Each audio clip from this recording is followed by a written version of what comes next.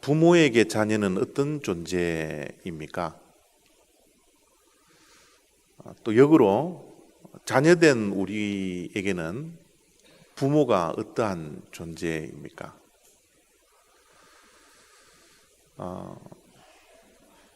자녀들이 혹시 원수 덩어리지 않나요? 웃으시는 분들은 동의를 하는 걸로 제가 알고 있어도 됩니까? 애물단지인가요? 보기만 봐도 걱정이 되는 것, 우리 자녀들입니까? 우리 교회는 이런 자녀들 한 명도 없을 줄 압니다. 그렇게 믿어도 될까요? 아이들을 만나면 화나고 또 혼을 내야 하고, 그게 우리 자녀들이 부모가 가지는 존재의 이유일까요? 자녀들이 선물입니까? 아이들이 선물이기 때문에 보기만 봐도 기쁘고 또 어딘가에 가서 자랑하고 싶고 깨물어주고 싶고, 우리 교회 자녀들이 다 이런 자녀인 줄 믿습니다. 그런데 여러분, 자녀들이 원수 덩어리일 수도 있고요, 또 선물일 수도 있지만, 어느 날 갑자기 저는 자녀들을 생각해 볼 때 이 자녀들이 사명의 대상이구나 라는 것을 생각하게 되었습니다. 얼마 전에 사명에 대해서 잠깐 설명해 드린 설교를 했던 기억이 나는데요, 이 사명이라는 것은 불일사자의 목숨 명자라고 제가 말씀드렸습니다. 하나님께서 우리들에게 심부름을 시켜주셨는데 그 심부름을 목숨 바쳐 지키는 것, 행하는 것, 그것이 사명이라 그랬습니다. 우리의 자녀들이 어떻게 보면 우리가 목숨을 바쳐 하나님께서 심부름시킨 그 일을 감당해야 할 사명의 대상이지 않나, 그런 생각을 하게 되었습니다. 오늘 우리가 읽었던 이 본문 말씀, 우리가 잘 알고 있는 말씀이죠. 쉐마라는 말씀인데요, 신명기 6장 4절부터 9절까지를 우리가 쉐마라 그럽니다. 쉐마라는 히브리 말은 들으라라는 단어예요. 우리 한국 번역은 6장 4절 처음에 이스라엘아 들으라라고 이야기를 하고 있지만 원어 히브리어는 그렇지 않습니다. 쉐마 이스라엘, 그렇게 기록되어져 있어요. 그래서 신명기 6장 4절부터 9절까지를 쉐마장이다, 그렇게 말씀을 하고 있습니다. 우리 기독교에서는 가장 사랑하고 가장 많이 암송되는, 좋아하는 그런 성경 구절이 요한복음 3장 16절입니다. 성경 다른 것들 다 빼도 요한복음 3장 16절만큼 빼서는 안 되죠. 그 안에는 복음의 진수가 들어있는 그런 아주 귀한 말씀입니다. 기독교가 요한복음 3장 16절을 사랑하는 만큼 유대인들은 신명기 6장 4절에서 9절까지 있는 쉐마를 그렇게 사랑을 합니다. 그리고 대부분의 유대인들은 이 쉐마를 암송을 하고요, 우리가 요한복음 3장 16절을 사랑하는 그 이상으로 유대인들은 쉐마를 사랑합니다. 이 쉐마의 핵심은 뭐냐면요, 자녀 교육입니다. 우리가 잘 알다시피 유대인들의 자녀 교육은 정말 탁월한 자녀 교육이죠. 유대인들이 세계에서 인구가 단 2%밖에 되지 않습니다.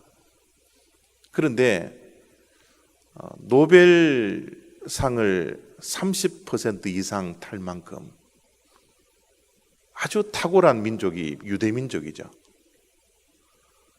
그 유대 민족이 세상에 탁월한 민족이 될 수밖에 없었던 것은 다른 게 아니라 자녀 교육 때문에 그렇습니다. 앞에 보여지는 도표는 무언가 하면 이 IQ 높은 국가로부터 이 순위를 매겨놓은 그런 도표입니다. IQ가 높은 머리가 좋은 국가가 홍콩이 107로서 1등입니다. 그 다음이 어디예요? 우리 대한민국입니다. 물론 지금 평균 IQ가 106이지만 이 자리에 앉아 있는 분들 가운데 좀 더 낮은 분들도 있으리라 이 생각이 들지만요. 어쨌든 한국은 평균 IQ가 106, 세계에서 2위입니다. 그런데 따지고 보면 홍콩은 국가가 아니잖아요. 이 도시잖아요. 그렇기 때문에 세계에서 가장 IQ가 높은 국가라고 하면 실질적으로는 어느 나라가 돼요? 대한민국입니다.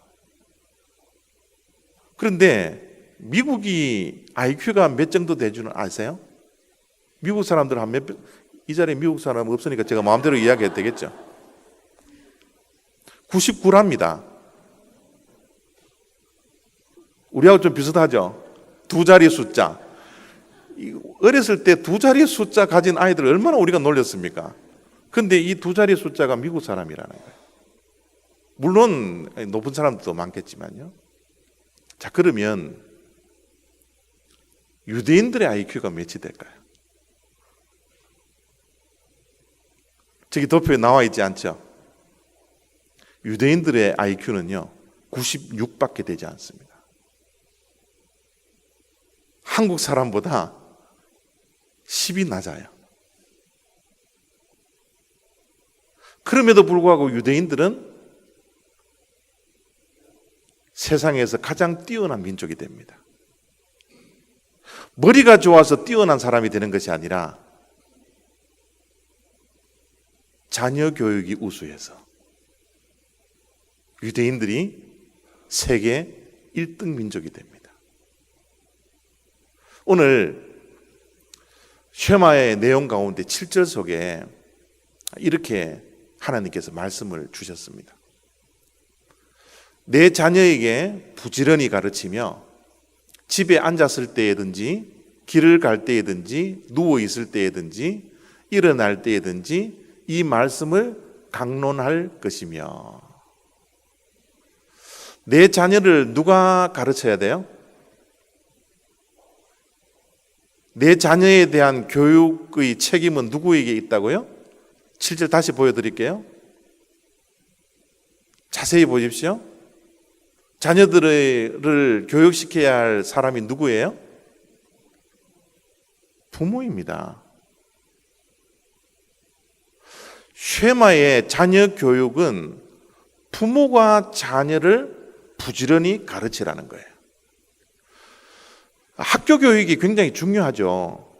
아이들이 학교에서 교육을 많이 받아야 합니다. 그런데 학교 교육보다 더 중요한 것이 가정에서 부모가 자녀에게 가르치는 자녀 교육입니다.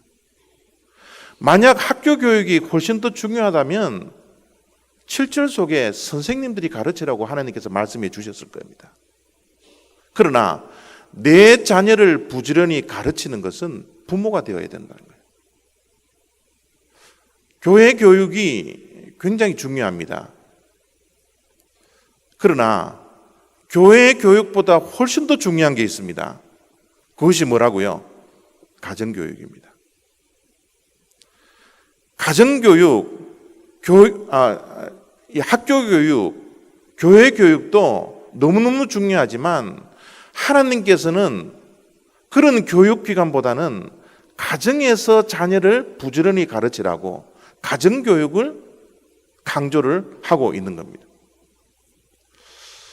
이 오바마 대통령이 대통령으로 재임을 할 때 한국이 부러운 것이 두 개가 있다라고 누차 이야기를 했습니다. 그 가운데 하나가 뭐냐면 의료보험이죠. 또 하나는 교육입니다. 근데 여러분, 제가 이 오바마 대통령이 저렇게 이야기를 할 때마다 의료보험은 조금 이해가 될 수 있는데, 교육? 우리 한국에서 교육을 뭐를 배울 수 있을까? 이런 생각을 하게 되었습니다. 여러분, 오바마 대통령이 한국에서 교육을 배워야 되겠다라고 한 말은 교육 시스템에 관한 이야기가 아닐 겁니다. 만약 교육 시스템이 한국이 더 우세하다면 한국에 있는 유수한 대학들이 미국에 있는 대학들보다 훨씬 더 높아야 되거든요. 그런데 우리가 알다시피 그러지 않습니다. 한국의 최고의 대학교가 서울대학교인데 서울대학교가 세계 순위를 따지면 몇 위 정도 된다고 발표를 하나요? 100위 안에 드나요? 50위 안에 드나요? 그러나 미국 학교는, 대학교는 100위 안에 수록합니다. 또 탑 클래스가 영국 우수한 대학과 함께 미국 우수한 대학교가 그 탑을 차지하고 있잖아요. 그런 것을 볼 때 한국의 교육의 시스템을 가지고서 이야기한 것 같지는 않아요. 무엇을 그렇게 부러워했을까요? 교육에 대한 열정입니다. 부모님들이 자녀에 대한 교육에 대한 열정은 한국 사람은 세계 탑일 겁니다. 유대인 못지않게 한국 사람이 자녀에 대한 교육에 대한 열정은 어마어마합니다. 기러기 아빠, 세상에 이런 아빠들이 있을까요? 한국 사람뿐이에요. 자녀들을 조기 교육시키려고 유학을 보냅니다. 그 자녀들을 홀로 내버려 둘 수 없으니까 엄마가 따라오죠. 그 아빠는 뭐 합니까? 한국에 남아서 뼈 빠지게 돈 버는 거예요. 그리고 돈 버는 거 다 송금해 버립니다. 아이들이 미국에서 공부를 할 동안 부부가 떨어져 있기 때문에 부부의 관계가 멀어지는 경우가 얼마나 많은지 몰라요. 그럼에도 불구하고 자녀를 위해서 그 희생을 감수하는 것이 한국 민족들입니다. 한국 사람들이에요. 한국의 대학교를 졸업할 때까지 우리 부모님들이 뒷바라지를 한국에서는 하잖아요. 그런데 교육비가 3억 896만 원이 들어간대요. 30만 불이죠. 여러분, 자녀 교육 시키는데 30만 불 미국에서 든다. 그러면 이 자리에 남아있을 우리 성도님들이 몇 명 있겠습니까? 저라도 여기 남아있지 못할 거예요.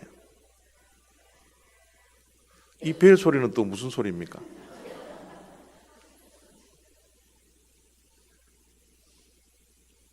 자녀를 교육시키는데 저렇게 수많은 돈을 투자하면서도 부모님들이 자녀 교육에 대한 열정이 식어지지가 않아요.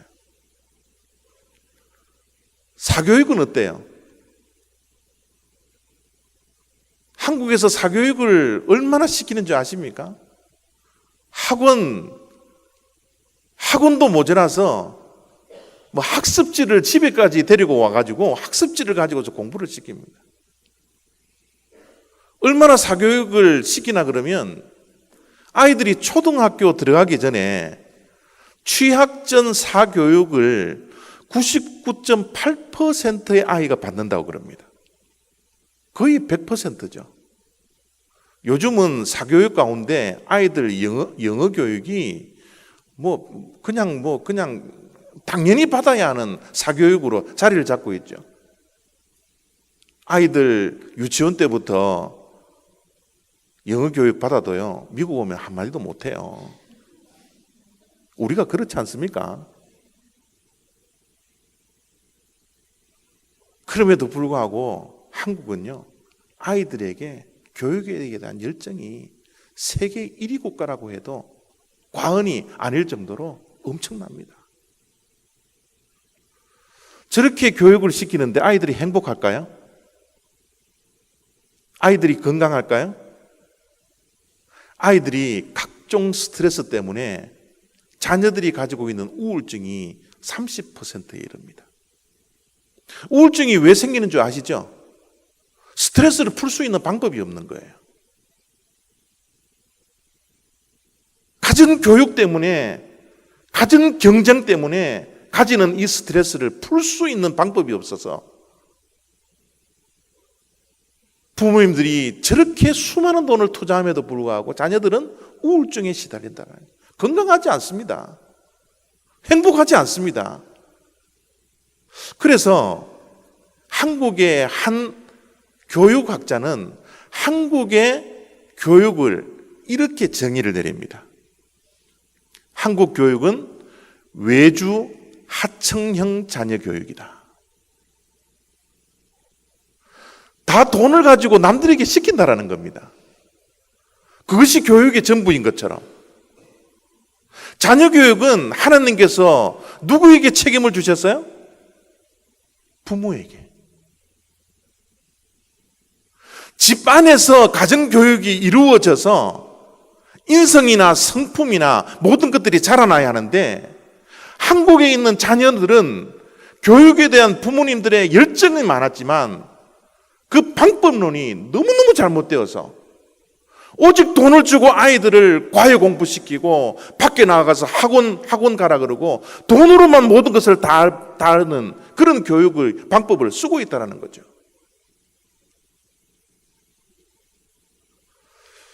교육에 대한 열정, 유대인도 높고요. 한국 민족도 높지만 유대인이 세상에 끼치는 영향력과 한국이 세상에 끼치는 영향력은 하늘 땅 차이입니다. 유대인들은 외주 하청형 자녀 교육이 아니라 철저하게 가정에서 교육을 시킵니다.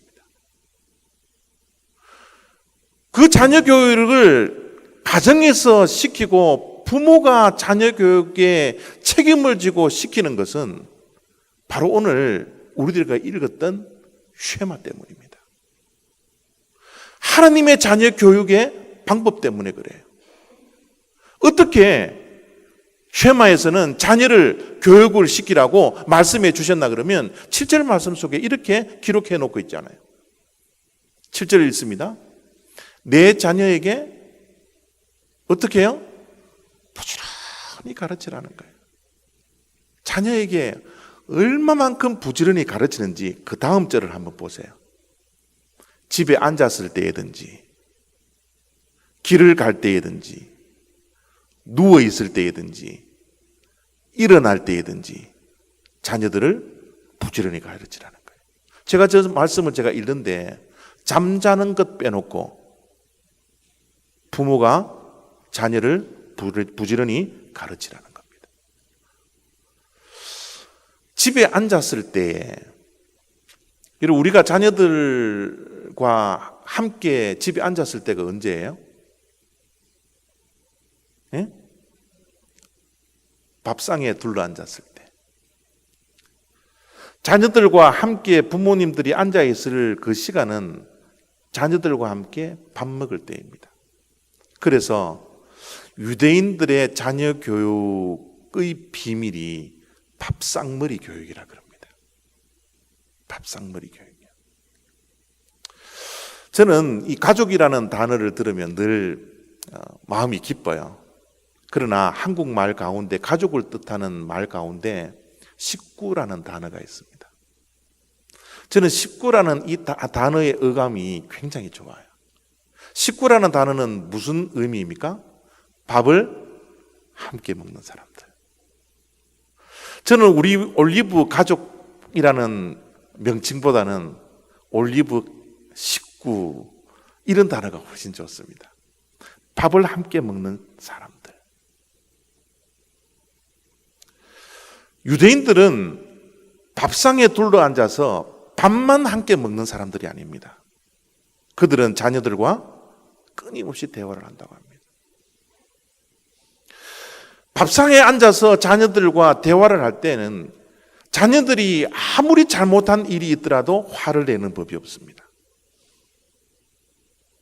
아무리 자녀들이 잘못했던 것이 드러난다 할지라도 그들은 화를 내지 아니하고 오히려 그들을 격려한다고 합니다. 그들을 칭찬한다고 합니다. 밥상에서 가르치는 교육은 인성교육입니다. 성품교육입니다. 공부를 1등 하라는 것보다 유대인들의 교육 방법은 성품을 가르치고 인품을 가르칩니다. 자녀들이 밥상에서 어떠한 질문을 하든지 엄마 아빠는 화내지 않고 혼내지 않고 그들의 질문에 다 답변을 하는 것이 유대인들의 밥상 교육입니다. 길을 갈 때 자녀에게 부지런히 가르치라. 옛날에는 운송 수단이 없기 때문에 서로 길을 걸어갈 때 자녀들과 손을 잡고 걸어가죠. 그러나 요즘은 아이들과 손잡고 어디 걸어갈 때가 있나요? 그럼 저 말은 현대 말로 바꾸면 어디가 될까요? 자동차입니다. 자동차 안요. 특별히 미국에는 자동차로 이동하는 거리가 굉장히 많죠. 교회만 오더라도 2, 30분은 우리가 운전하고 오지 않습니까? 자녀들과 함께 오지 않습니까? 자녀들과 함께 있는 그때 그 폐쇄된 공간에 자녀들과 부모가 함께 있을 때 그때가 절호의 찬스입니다. 교육의 절호의 찬스예요.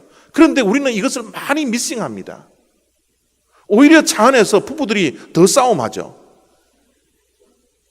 자녀들이 뒤에 타고 있는데도 불구하고 부모님들이 뭐가 그렇게 싸움할 게 많은지 계속 싸우고 화내고 서로 미워하고 그런 모습들을 자녀들이 보고 있음에도 불구하고 계속 그렇게 하지 않습니까? 특별히 주일날 교회에 올 때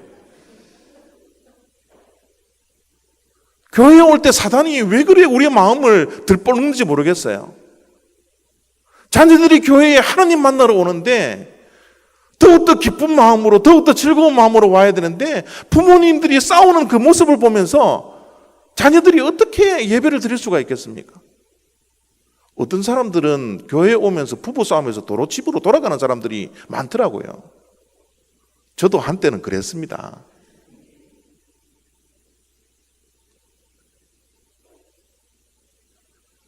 자녀들과 함께 있는 차 안에 그것은 엄청난 교육의 현장이 되어야 합니다. 여러분, 이렇게 되기 위해서는 우리가 자녀에 대한 사명이 있다는 것을 발견하셔야 해요. 아이들이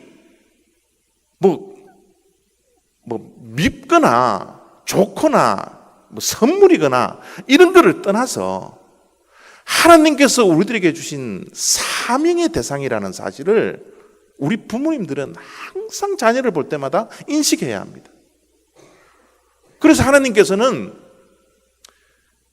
집에 앉았을 때, 길을 갈 때, 또 누워 있을 때도 자녀들을 부지런히 가르치라는 거예요. 이 유대인의 자녀 교육, 탁월한 자녀 교육의 비밀이 집에 앉았을 때의 밥상 자녀 교육일 뿐만 아니라 베갯머리 자녀 교육이라고 이야기합니다. 요즘은 그런 추억들이 없어서 참 안타까울 때가 많아요. 우리가 자랄 때만 하더라도 한 방에 부모님과 형제들이 함께 모여서 잘 때가 많았잖아요. 그럴 때 부모님들이 우리에게 발베개를 해주고 함께 자랐던 그런 추억들, 우리들에게는 있는데 우리 자녀들에게는 그런 추억을 남기기가 너무나 힘든 것 같아요. 여러분, 자녀들이 누워 있을 때 그때도 그곳이 교육의 현장이 되어야 된다는 겁니다. 우리 서양 영화를 보면 이 부모님들이 자녀들 이 발베개를 해줘서 책을 읽어주고 동화를 읽어주고 하는 그런 모습들을 많이 보잖아요. 여러분, 이 세상 사람들은 자녀들에게 누워있을 때 동화를 읽어준다 하더라도 우리 믿는 자들은 동화보다 훨씬 더 재미있는 하나님의 말씀을 읽어주어야 합니다. 자녀들이 위인전을 많이 읽어서 꿈을 키워야 되겠지만 여러분, 위인전보다 더 꿈을 키울 수 있는 것이 하나님의 말씀이지 않습니까? 어느 위인전보다 더 뛰어난 위인전이 있는 것이 하나님의 말씀에 있는 위인들의 모습이지 않습니까? 여러분, 자녀들이 누워있을 때 부모님들이 아이들과 함께 누워서 성경을 읽어주면 자기의 신앙에도 유익이 되고 그 성경을 듣는 자녀에게도 얼마나 유익이 되겠습니까? 유대인들은 누워있을 때 말씀을 강론하고 말씀을 읽어줄 뿐만 아니라 자녀의 머릿속에 손을 얹고 축복 기도를 해준다고 그럽니다. 무의식 속에서도 잠자는 가운데서도 하나님의 신앙이, 하나님에 대한 신앙이 영향력을 미칠 수 있도록 머리에 손을 얹고 자녀들을 위해서 축복 기도를 한다고 그래요. 여러분 신앙생활 하면서 자녀를 머리에 손을 얹고 축복 기도를 해본 적이 있습니까? 잠자는 아이를 붙들고 기도해 본 적이 있습니까? 자녀들이 우리들에게 주어진 사명인데 유대인들은 자녀들을 위해서 잠잘 때에도 축복 기도하고 하나님의 말씀을 가르치는 그런 자녀 교육이 있었기 때문에 그런 사명을 감당했기 때문에 자녀들이 커서 위대한 인물들이 되는 겁니다. 위대한 인물, 공짜로 태어나는 게 아니에요. 부모님들이 사교육을 시키는 그런 투자보다는 가정에서 자녀들에게 말씀을 교육시키고 기도를 훈련시키는 그런 것을 통하여서 위대한 아이가 탄생하더라는 거죠. 일어날 때도 부지런히 자녀들을 가르치라는 거예요. 여러분, 자녀들이 일어나는 그 순간부터 우리의 사명은 시작되는 것 같습니다. 자녀들이 일어나는 그 순간부터 자녀에 대한 교육이 시작되는 것 같습니다. 일어날 때부터 칠판을 갖다 놓고 뭐 쓰면서 가르치라는 말씀이 아닙니다. 따뜻한 미소를 자녀들에게 보여주는 거예요. 이 세상 살아가는 것이 힘들고 어려운 인생이지만 주님과 함께하는 가정은 이러한 행복한 가정이란다. 자녀들에게 웃는 모습으로 미소를 지으면서 단란한 가정의 모습들을 자녀들에게 보여주어야 합니다. 그 미소를 보고 자란 아이들, 그들도 어른이 되고 아이들을 놓았을 때 아이들 앞에서 미소를 지어줘야 될 책임을 가지고서 그들이 자라고 어른이 되지 않을까요? 일어나는 그 순간부터 부모님들이 화를 내고 짜증내고 하는 그 모습을 보고 자란 아이들은 어른이 되어서 가정을 꾸렸을 때 그들의 롤모델이 화내는 부모였기 때문에 여전히 화내고 짜증내는 부모가 되어 있었지 않겠습니까? 자녀들이 일어나는 그 순간부터 교육은 시작됩니다. 바로 교육의 시작은 자녀들이 일어날 때부터라는 이 사명의식을 우리가 가져야 합니다. 삶으로 배우는 것만 남습니다. 우리가 어떻게 자녀들에게 보여주었느냐가 아이들의 기억 속에 남고 그 아이들이 어른이 되어서 그렇게 행동을 하게 되어져 있습니다. 우리는 자녀들에게 어떤 삶의 모습을 보여주고 있습니까? 자녀들이 부모에게 어떤 존재일까를 묻기 전에 부모가 자녀에게 어떠한 존재인가를 먼저 물을 수 있는 우리가 되어야 되지 않을까요? 이렇게 부지런히 가르치라고 말씀해 주셨는데 그 가르치는 내용, 무엇을 가르치라 고 하나님께서 말씀을 해 주냐 그러면요, 4절, 5절 속에 교육의 내용에 대해서 이렇게 말씀을 해주고 있습니다. 이스라엘아 들으라. 우리 하나님 여호와는 오직 유일한 여호와이시니 너는 마음을 다하고 뜻을 다하고 힘을 다하여 내 하나님 여호와를 사랑하라. 이것을 부지런히 가르치라는 거예요. 한마디로 이야기하면 신앙교육입니다.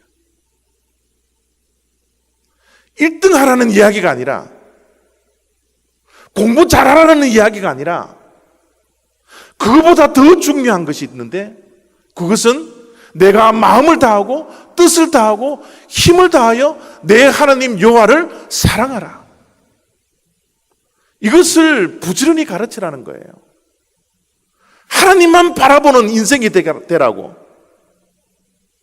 하나님만 사랑하는 그런 인생이 되라고 부지런히 가르치라는 겁니다. 우리 한국의 춘향전 다 아실 겁니다. 춘향이는 이몽룡만 사랑합니다.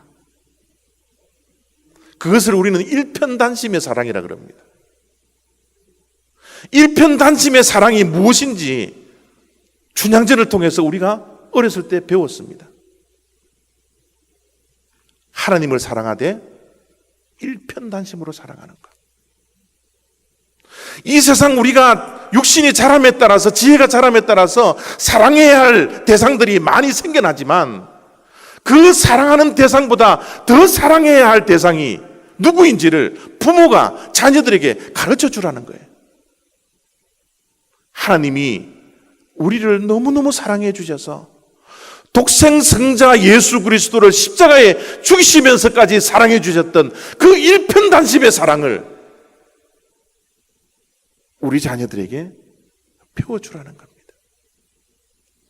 하나님이 우리를 얼마나 사랑하고 너희들을 하나님이 얼마나 사랑해 주셨는지, 예수 그리스도를 십자가에 못 박히면서까지, 죽으면서까지, 생명을 버리면서까지 우리를 사랑해 주셨던 그 사랑,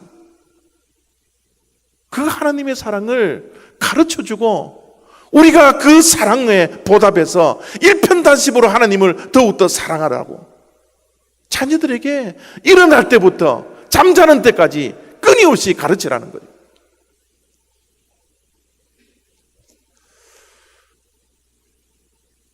(5절) (4절) (5절) 말씀은 한마디로 이야기하면 그건 것 같아요. 하나님을 더 많이 사랑하는 자녀가 되라. 사랑할 대상들 많이 존재합니다. 그러나 하나님보다 더 우선될 수 없습니다.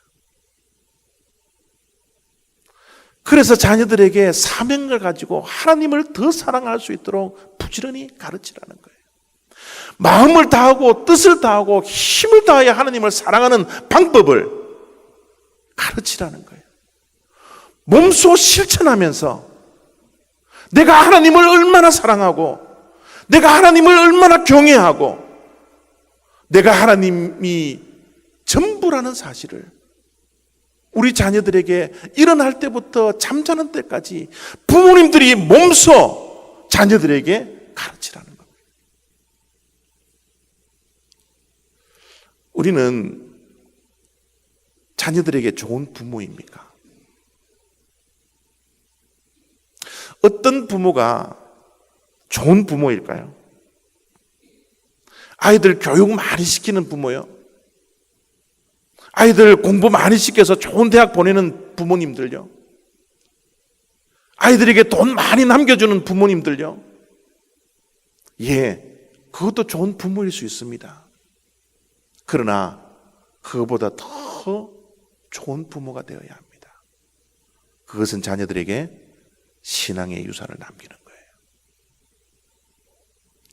예수님이 전부라는 것, 예수님을 잃어버리면 전부를 잃어버린다라는 이 믿음을 우리 자녀들에게 유산으로 남겨줘야 합니다.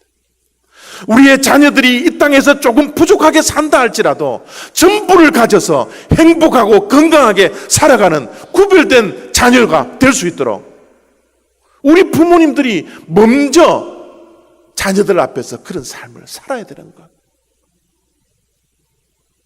그것이 우리들에게 주어진 사명이라는 겁니다. 저는 우리 올리브 장로교회 성도님들 한 분 한 분의 부모님들이 자녀들에게 좋은 부모로 남아있기를 원합니다. 조금 유산 못 남겨준다 할지라도, 조금 힘들고 고생스럽게 살아간다 할지라도 예수님 한 분만으로 만족할 수 있고 예수님 한 분만으로 행복할 수 있는 그런 부모들. 그래서 자녀들의 부모를 볼 때 힘들고 어려운 이민생활이지만 참 예수님 때문에 저렇게 행복하게 살구나, 저렇게 늘 입에서는 미소를 띄우고 있구나, 나도 어른이 되어서, 나도 부모가 되어서 이런 부모가 되어야지, 이런 가정의 교육이 이루어지는 우리 올리브교회 성도님들의 가정들이 되어지기를 바랍니다. 신앙교육, 하나님 사랑, 이것이 모든 사랑에 우선된다라는 것을 우리도 그렇게 믿고 살아가고 우리의 자녀들에게 사명을 가지고서 부지런히 일어날 때부터 가르칠 수 있는 저와 여러분 다 되시기를 부탁드립니다. 기도하겠습니다.